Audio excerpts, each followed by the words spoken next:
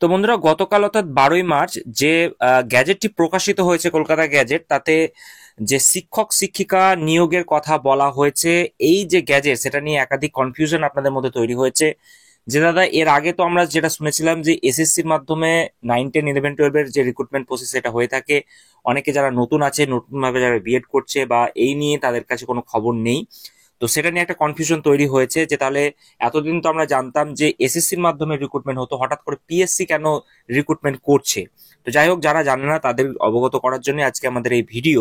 তো এই গ্যাজেটে যেটা পিএসসি অর্থাৎ পাবলিক সার্ভিস কমিশনের মাধ্যমে যে শিক্ষক শিক্ষিকা নিয়োগের কথা বলা হয়েছে 9, 10, 11, 12-এর ক্ষেত্রে, তো সেটাকে কেন্দ্র করে যে গ্যাজেট প্রকাশিত হয়েছে সেখানে কি বিস্তারিত রয়েছে এবং কতগুলো ভ্যাকান্সি রয়েছে বা কতগুলো ভ্যাকান্সি আসতে চলেছে প্রত্যেকটি বিষয়ের ক্ষেত্রে, বা এর আগে যে রিক্রুটমেন্ট গুলো হয়েছে সেখানে কি কি ক্রাইটেরিয়া চাওয়া হয়েছিল, নতুন গ্যাজেটে কি কি চাওয়া হয়েছে, বিস্তারিতভাবে আমরা জানার চেষ্টা করব।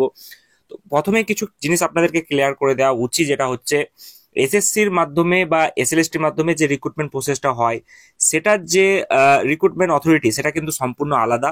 এবং পিএসসির মাধ্যমে যেটা হচ্ছে বা যে রিক্রুটমেন্ট প্রসেসে যে গ্যাজেটটি প্রকাশিত হয়েছে, তার যে রিক্রুটমেন্ট অথরিটি সেটাও কিন্তু সম্পূর্ণ আলাদা। ঠিক আছে। তো পিএসসির মাধ্যমে যে রিক্রুটমেন্ট প্রসেসটা হচ্ছে সেটা আপনারা এখানে দেখতেই পাচ্ছেন, গ্যাজেটে কিন্তু উল্লেখ করে দেওয়া রয়েছে যে কোন স্কুল গুলোতে হচ্ছে, যেগুলো গভর্নমেন্টের ডাইরেক্ট স্কুল রয়েছে, যেগুলো যেমন গভর্নমেন্ট হাই স্কুল রয়েছে, তারপরে মডেল স্কুল রয়েছে, এই সমস্ত স্কুলগুলোতে কিন্তু রিক্রুটমেন্ট হতে চলেছে। ঠিক আছে। আর যেগুলো স্কুল সার্ভিস কমিশনের মাধ্যমে, এসএলএসটির মাধ্যমে যেগুলো রিক্রুটমেন্ট হয়ে থাকে, সেগুলো গভর্নমেন্ট এইডেড যে স্কুলগুলো রয়েছে বা সরকারি সাহায্যপ্রাপ্ত যে স্কুলগুলো রয়েছে সেইখানে কিন্তু রিক্রুটমেন্ট হয়ে থাকে। তো আশা করি জিনিসটা আপনাদের কাছে ক্লিয়ার হয়ে গিয়েছে। তো সেক্ষেত্রে এসএলএসটির মাধ্যমে যে রিক্রুটমেন্ট গুলো হয়ে থাকে তার যে ভ্যাকান্সি সেগুলো কিন্তু অনেক বেশি থাকে। তো সেক্ষেত্রে কিন্তু প্রত্যেকটি সাবজেক্ট ওয়াইজ ভ্যাকান্সি যে লিস্ট সেটা কিন্তু আলাদা রকম হয়ে থাকে। ঠিক আছে। আর পিএসসির মাধ্যমে যে রিক্রুটমেন্টগুলো বিগত বছরে হয়েছে, সেক্ষেত্রে কিন্তু যে রিক্রুটমেন্ট যে প্রসেস, তাতে যে ভ্যাকান্সি সেগুলো কিন্তু অনেকটাই কম থাকে।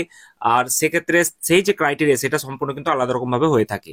তো যাই হোক, এক্ষেত্রে যেগুলো বলা হয়েছে আমরা দেখবো। তো আমরা প্রথমে চলে আসবো, যেটা বলা হয়েছে যে এখানে দেখতে পাচ্ছেন যে excluding assistant master mistress in physical education, অর্থাৎ ফিজিক্যাল এডুকেশনে বাদে, ফিজিক্যাল এডুকেশন যে বিষয়টি রয়েছে সেটা বাদে প্রত্যেকটি যে বিষয় রয়েছে, প্রত্যেকটি বিষয়ের কিন্তু শিক্ষক নিয়োগ কিন্তু করা হবে। এবং সেক্ষেত্রে যেটা বলা হয়েছে মেথড অফ রিক্রুটমেন্ট, যেটা বলা হয়েছে দেখতে পাচ্ছেন যে by selection on the basic of the result of a written examination followed by personality test to be conducted by the Public Service Commission। অর্থাৎ এক্ষেত্রে যেটা বলা হয়েছে, মেথড অফ রিক্রুটমেন্টে যেটা বলা হয়েছে রিটেন টেস্ট এবং তার সঙ্গে পার্সোনালিটি টেস্ট হবে। যেটা বিগত বছরে আপনারা দেখেছেন 15তে বা 18তে, সেক্ষেত্রে যে রিক্রুটমেন্ট হয়েছিল সেই একই সেম প্রসেসে তারাও কিন্তু সেই একইভাবে বিষয়ের পরীক্ষা এবং যে পার্সোনালিটি টেস্ট সেটা কিন্তু কন্ডাক্ট করেছিল। অর্থাৎ 100 নম্বরের পরীক্ষা 1.5 ঘন্টার সময়, এইভাবে কিন্তু প্রত্যেকটি বিষয় কিন্তু ছিল। ঠিক আছে। তো এখানে আরো বিষয়গুলি যেগুলো রয়েছে সেগুলো আমরা দেখবো। তো এক্ষেত্রে আপনাদের একাধিক কমেন্ট আপনারা অনেকেই পাস করছেন যে দাদা, এটা তো আমরা পিএসসির ওয়েবসাইটে গ্যাজেটটা দেখতে পাচ্ছি না, তাহলে কি এটা পুরোপুরি সম্পূর্ণভাবে ফেক? তো এটা কিন্তু ফেক নয়। অনেকেই আপনারা কমেন্ট করছেন বা অনেকেই ওয়েবসাইটে দেখতে পাচ্ছেন না বলে অনেকেই কিন্তু এক্ষেত্রে ডাউটের মধ্যে আছেন। তবে আপনাদেরকে জানিয়ে রাখি, এই গ্যাজেটগুলো কিন্তু প্রকাশিত হয়েছে এবং সেক্ষেত্রে অথেন্টিক সোর্সের মাধ্যমে আপনাদেরকে জানাচ্ছি যে এটা কিন্তু ফেক নয়।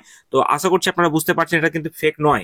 ঠিক আছে। তো যাই হোক, এখানে কোয়ালিফিকেশন ফর ডাইরেক্ট রিক্রুটমেন্ট যেটা বলা হয়েছে, তো কোয়ালিফিকেশনের ক্ষেত্রে যেটা বলা হয়েছে যে এনসিটির যে গাইডলাইন রয়েছে, অর্থাৎ গ্র্যাজুয়েশনে 50%, মাস্টার্সে 50%, তার সঙ্গে সমতুল্য যে বিএড কোর্স রয়েছে সেটা কিন্তু আপনাদেরকে থাকতে হবে। প্রত্যেকটি ক্ষেত্রে যেগুলো রিক্রুটমেন্ট প্রসেস রয়েছে সেক্ষেত্রে যেটা যেভাবে যোগ্য সেভাবে আপনাকে কিন্তু ফর্ম ফিল আপ করতে হবে এনসিটি গাইডলাইন মেনে। ঠিক আছে। এরপর যেটা বলা হয়েছে যে age for direct recruitment, age যেটা বলা হচ্ছে নট মোর দ্যান 36 ইয়ার, অর্থাৎ 36 বছরের বেশি কিন্তু হবে না। যেদিন থেকে আপনার রিক্রুটমেন্টের যে নোটিফিকেশন প্রকাশিত হবে তারপর থেকে যেটা বলা হয়েছে 1 জানুয়ারি অনুযায়ী আপনাদের এজ কিন্তু 36 বছরের বেশি কিন্তু হলে হবে না জেনারেলদের ক্ষেত্রে। এবং বাকি যারা রয়েছে এসসি এসটি ওবিসি তাদের ক্ষেত্রে যে ছাড়গুলো রয়েছে 3 বছর এবং 5 বছর সেগুলো কিন্তু থাকছে।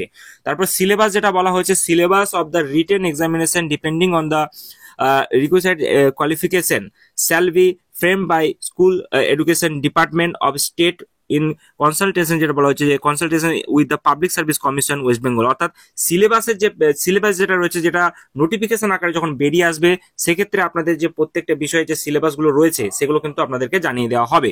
তো গত বছর যেটা বা গত সালে বা 15 সালে যে রিক্রুটমেন্ট গুলো হয়েছিল সেক্ষেত্রে যে সিলেবাসটি ছিল সেটা কিন্তু সেম অ্যাজ ইট ইজ থাকার সম্ভাবনা কিন্তু রয়েছে, যেহেতু যেটা বলা হয়েছে যে সাবজেক্টের পরীক্ষা এবং আপনাদের পার্সোনালিটি টেস্ট থাকছে। ঠিক আছে, তারপরে যেটা বলা হয়েছে কোয়ালিফাইং মার্কস, যেটা বলা হয়েছে কোয়ালিফাইং মার্কসের ক্ষেত্রে যেটা সাবজেক্টের যে পরীক্ষা হবে সেই পরীক্ষা অনুযায়ী আপনাদের কাট অফ তৈরি হবে এবং তার পরিপ্রেক্ষিতে যে কোয়ালিফাইং মার্কসের কাট অফ সেটা কিন্তু তৈরি হবে। তারপরে যেটা বলা হয়েছে preparation of merit list, final merit list will be prepared on the basis of aggregate marks obtained in the written examination and marks obtained in the personality test। অর্থাৎ আপনাদের যে ফাইনাল মেরিট লিস্ট যেটা প্রকাশিত হতে চলেছে বা যেটা প্রকাশ হবে সেক্ষেত্রে আপনাদের রিটেন এক্সামিনেশনে আপনি কত নাম্বার পাচ্ছেন, তার সঙ্গে যে ইন্টারভিউ হবে সেটা আপনি কত নাম্বার পাচ্ছেন তার পরিপ্রেক্ষিতে কিন্তু যে মেরিট লিস্ট সেটা কিন্তু আপনাদের জন্য প্রকাশ করা হতে চলেছে। ঠিক আছে, তো এই ছিল আপনাদেরকে সমস্ত ডিটেলস আমি আপনাদেরকে আশা করছি বোঝাতে পারলাম। এবং সেক্ষেত্রে গতকালকে আমি কনফিউশন হয়ে গেছিলাম যে সেক্ষেত্রে কোন রকম ওয়েবসাইটে কেন দেয়নি, হঠাৎ করে এটা ভাইরাল হতে লাগলো। তো আমি এটা সমস্ত কিছু সোর্স জানার পরে আমি আপনাদেরকে এটা কনফার্ম করছি যে পিএসসি থ্রুতে যে মাস্টার এবং মিস্টার রিক্রুটমেন্ট হতে চলেছে সেটা কিন্তু অথেন্টিক খবর। এবং সেক্ষেত্রে গ্যাজেট এটা প্রকাশিত হয়েছে, খুব তাড়াতাড়ি নোটিফিকেশন আপনারা পিএসসির ওয়েবসাইটে কিন্তু পেয়ে যেতে চলেছেন। এবং সেক্ষেত্রে কতগুলো ভ্যাকান্সি আসতে চলেছে বিস্তারিত আমরা জানার চেষ্টা করব। তো যেটা জানা যাচ্ছে যে রাজ্যে সরকারি স্কুলে হেডমাস্টার এবং অ্যাসিস্ট্যান্ট মাস্টার নিয়োগের ক্ষেত্রে যে গ্যাজেট প্রকাশ হয়েছে সেক্ষেত্রে সব মিলিয়ে মোট প্রায় 1000 খানার ওপরে যে শিক্ষক নিয়োগ সেটা কিন্তু হতে চলেছে। যদিও এই নিয়ে কিন্তু কোনো রকম নোটিফিকেশন আমরা পাইনি, তবে এই নিয়ে কিন্তু যেটা জানা যাচ্ছে যে 1000 খানার ওপরে সিট কিন্তু থাকতে চলেছে। ঠিক আছে, স্কুল শিক্ষা দপ্তরের তরফ থেকে যেটা প্রকাশিত হওয়া গ্যাজেট প্রকাশিত হয়েছে, তো সেখানে যেটা বলা হচ্ছে নবম থেকে দ্বাদশ শ্রেণীর শিক্ষক নিয়োগের নয় বিধি প্রকাশ করা হয়েছে। সেখানে এনসিটি গাইডলাইন সমস্ত কিছু আপনাদেরকে আমি দেখালাম। এবং শিক্ষক নিয়োগ প্রক্রিয়ায় পাবলিক সার্ভিস কমিশনের মাধ্যমে প্রথমে লিখিত পরীক্ষা এবং পরে পার্সোনালিটি টেস্ট নেওয়া হবে। এই পদগুলি নিয়োগ করতে হবে স্কুল শিক্ষা দপ্তরের কমিশনার। রাজ্যের সরকারি high school, model school, integrated school ও ন্যাশনাল ইন্টিগ্রেটেড সরকারি স্কুলগুলিতে নবম থেকে দ্বাদশ শ্রেণীর সহকারী শিক্ষক শিক্ষিকা ও প্রধান শিক্ষক নিয়োগ কিন্তু জানা গিয়েছে। প্রধান শিক্ষক শিক্ষিকা পদে যে সরকারি স্কুলগুলোতে নিয়োগ তাতে যে শূন্যপদ রয়েছে সেটা 38টাই রয়েছে। এবং সরকারি ইংরেজি মাধ্যমে স্কুল যেগুলো রয়েছে সেক্ষেত্রে যে সহকারী শিক্ষক শিক্ষিকা বা অ্যাসিস্ট্যান্ট টিচার সেক্ষেত্রে যে শূন্যপদ রয়েছে সেটা কিন্তু 165টি। এছাড়া বাংলা মাধ্যমে শূন্যপদ রয়েছে 965টি, অর্থাৎ সব মিলিয়ে মোট 1169টি শূন্য পদে নিয়োগের পরীক্ষা নেওয়া হবে বলে স্কুল শিক্ষা দপ্তর সূত্রে কিন্তু জানা গিয়েছে। তো যাই হোক, ডাব্লিউবিপিএসসির মাধ্যমে রাজ্য সরকারি বিদ্যালয়গুলিতে নবম থেকে দ্বাদশ শ্রেণীর শিক্ষক নিয়োগের গ্যাজেট প্রকাশিত হয়েছে। রাজ্যের সরকারি বিদ্যালয়গুলিতে শিক্ষক নিয়োগ নিয়ে যে গ্যাজেট প্রকাশ করা হয়েছে তাতে দ্রুত যে শিক্ষক নিয়োগ সেটা কিন্তু হবে বলে কিন্তু জানা গিয়েছে। শেষবার 2018 সালে পিএসসির মাধ্যমে পরীক্ষা নিয়ে অন্তত 850 জন শিক্ষক নিয়োগ করা হয়েছিল, যদিও সেটা যথেষ্ট ছিল না। পাশাপাশি অভিযোগ ওঠে যে গোটা পশ্চিমবঙ্গে যত মডেল স্কুল চালু হয়েছিল সব ক্ষেত্রে পর্যাপ্ত শিক্ষক নিয়োগ হয়নি, ফলে শিক্ষকের অভাব রয়ে গিয়েছে।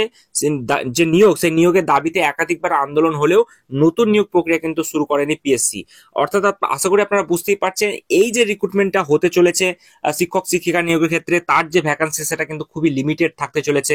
এবং আগামী দিনে এসএলএসটির মাধ্যমে বা এসএসসির মাধ্যমে যে রিক্রুটমেন্ট প্রসেসটা হতে চলেছে সেটা কিন্তু এটার সঙ্গে সম্পূর্ণভাবে আলাদাভাবে হবে। ঠিক আছে, সেক্ষেত্রে রিক্রুটমেন্ট যেটা হবে তার যে ভ্যাকান্সি সেটা কিন্তু গ্যাজেট আকারে প্রকাশিত হবে। এবং সেক্ষেত্রে সেই রিক্রুটমেন্ট যে প্রসেস সেটা কিভাবে হতে চলেছে, সেই গ্যাজেটে কিভাবে থাকছে সেটা কিন্তু সম্পূর্ণরূপে আলাদা রকম হতে চলেছে।